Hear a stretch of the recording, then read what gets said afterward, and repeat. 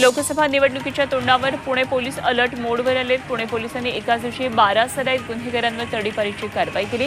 या सर्वांवर खुनाचा प्रयत्न, घरफोडी, बेकायदा शस्त्र बाळगणं, महिलांवरचे अत्याचार, सार्वजनिक मालमत्तेचं नुकसान करणं अशा गंभीर गुन्ह्यांची नोंद होती।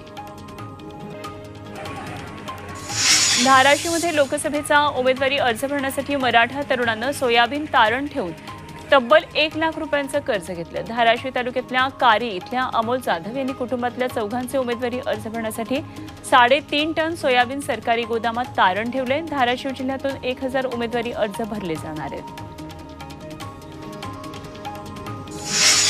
प्रकाश आंबेडकरांनी मवियाला 26 मार्चपर्यंतचा अल्टिमेटम दिलाय। मवियातली भांडणं मिटवा आणि आमच्याशी बोला असा निरोप प्रकाश आंबेडकरांनी मवियाला दिलाय।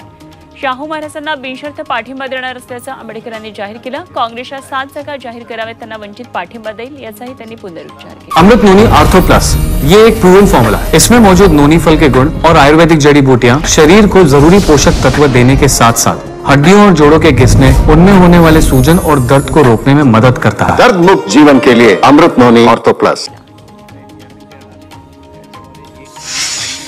राज्यात लवकरच मोठा राजकीय भूकंप होईल असं भाकीत करत प्रकाश शेंडगे यांनी तिसरी आघाडीच्या स्थापनेचे संकेत दिलेत। यासाठी प्रकाश शेंडगे यांनी वंचित बहुजन आघाडीचे नेते प्रकाश आंबेडकरांची मुंबईत राजगृह इथं भेट घेतली।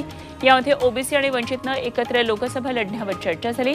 यापूर्वी आंबेडकरांसोबत 3 बैठका झाल्याचं शेंडगे म्हणाले। अहमदनगरच्या पारनेरमध्ये मनोज जरांगेंची सभा झाली। यामध्ये त्यांनी सरकारवर ताशेरे ओढले। आता जर मराठा समाजाविरोधात बोललात तर त्याला वाजवलं समजा असा इशारा जरांगेंनी दिला। तर फडणवीसांना मराठा समाजाबद्दल द्वेष आहे आणि त्यांच्या आदेशानं अनेक खोटे गुन्हे आंदोलकांवर टाकले गेल्याचं जरांगे म्हणाले। मनोज जरांगेंनी तडीपार करण्यासारखं काम कुठे केलंय, त्यांना तडीपार कशाला करणार असा सवाल देवेंद्र फडणवीस यांनी केला।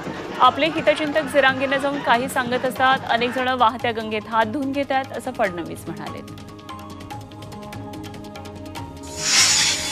नागपूर गोवा शक्तीपीठ महामार्गाला सांगलीतल्या शेतकऱ्यांनी विरोध केला। शेतकऱ्यांची थडगी बांधून विकास होणार असेल तर स्वाभिमानी शेतकरी संघटना विरोध करेल असं राजू शेट्टी म्हणाले।